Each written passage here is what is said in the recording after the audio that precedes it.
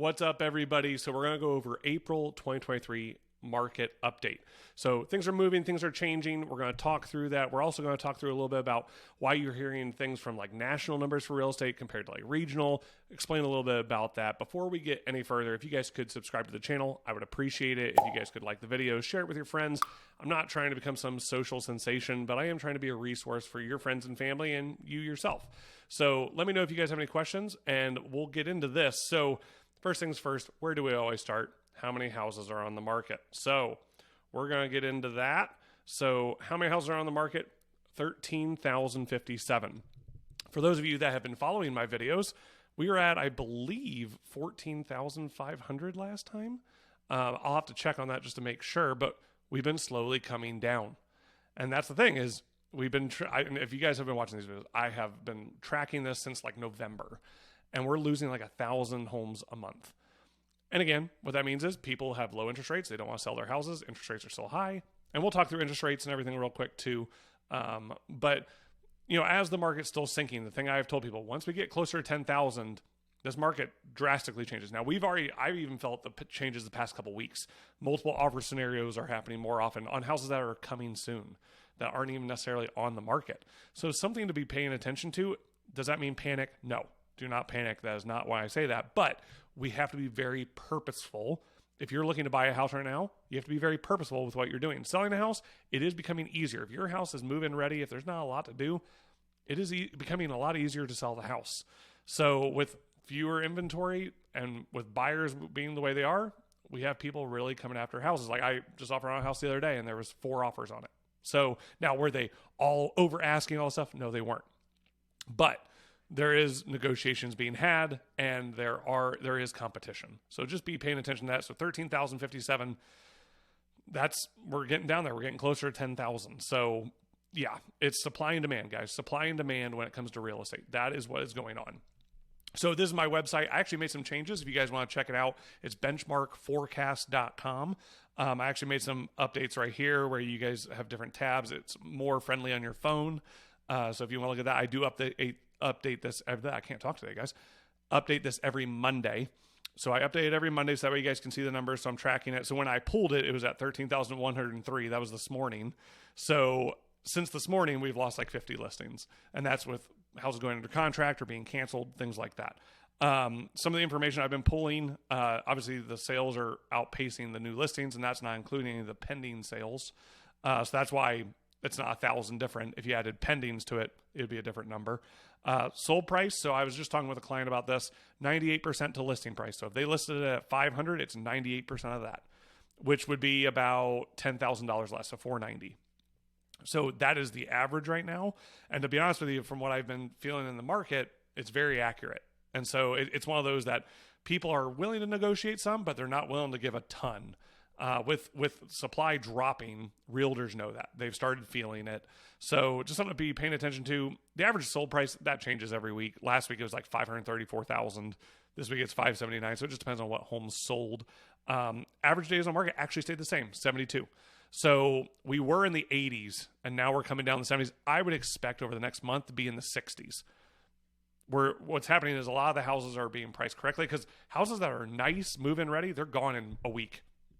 They're gone. So unless there's some crazy solar lease or something like that, it's gone pretty quickly. So something to be paying attention to. So you can come here, and then obviously if you guys are interested, you can come into my website. You can actually click on some of these. That takes you to my YouTube channel. But you guys are already on here, so it doesn't matter. But this will take you to like different cities that you can search for homes in. And the last thing is interest rates. So we're sitting about 6.6%. We have been hovering probably for the past month or so, maybe even longer, in the mid 6s. So we've gone up near 7, then we come back down. And with the Fed saying that they're going to not raise the interest rates really high, I would expect this number to slowly drop over time. I was just having some conversations with some lenders and with some different experts in the field. They're expecting late summer to have interest rates start coming down. That's where they're expecting by the end of the year, interest rates coming down, hopefully in the mid 5s. Some people say, well, I'm holding out for 3% interest rates. You will be waiting for quite some time. So don't think that that's just going to come around anytime soon. But there are a lot of people right now buying, and they're going, you know what? In 6 months and 9 months, I'm refinancing. and it will change my mortgage payment and it'll lower it. So I'm going to buy right now while I don't have to compete with 20 other buyers. So something to think about. It's one of those that I've heard so many people say, well, I'm going to wait another year. And that's okay. Like, again, everybody's situation is different. You may not be able to buy right now, and that's okay. Do what's best for you. Don't, strain your finances or anything like that. But if you're able to buy right now and you're like, yeah, I can totally buy. I have the finances to do it. I can do all of that.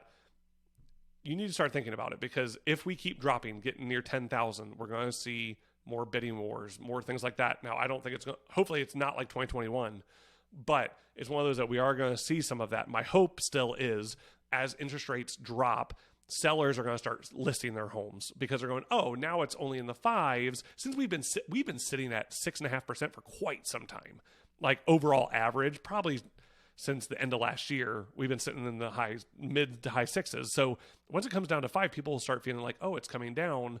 Maybe I should sell my home. That's my hope, and that we'll get more listings, but that is not what's happening right now. So let's just talk real quick about what I was mentioning about the whole national versus regional. So you listen to the news, you listen to a lot of different people online, TikTok, whatever it is, they will always tell you the market's crashing. Now, could the market be dropping in a lot of areas? Yes. And it probably is. In a lot of rural parts of the country, it probably is dropping because the demand is not there and the supply is rising. But the thing with real estate is it's all about supply and demand. So that being the case, it is on a regional basis. You can't say in Arizona that, oh, prices are dropping, because that's actually not the stat right now. I was looking at the Cromford report, which is a report that they do only in Arizona, or at least I think they only do in Arizona, but they do pretty much what is the market data. They're pretty much saying we are in a seller's market now in almost every market in Phoenix, besides maybe some of the outskirts like, Buckeye, Queen Creek, Santan. Those are getting closer to being sellers markets, but all the other ones are well in sellers markets. And that being the case, what that means is equity is starting to rise. We're not seeing home prices come down. Yes, people are still lowering their prices because people overpriced homes that were not move-in ready, that needed work to be done, and people don't want to buy those. The homes that are flying off the shelf right now are homes that are just ready to go. They're gone in 1 week or less. So it's one of those that really the big thing to pay attention to is not the news, because they are not experts on real estate. And I'm not saying this because, oh, you need to go buy a house, you need to sell your house. I'm not saying that, because everybody's situation is different. But the numbers don't lie. I'm sorry, it's stats. Statistics don't lie in that we're dropping in how many houses we have on the market. So if you're looking to buy, might be a good time to have a conversation. I would love to have that conversation with you. Guys, I appreciate you listening to The Real.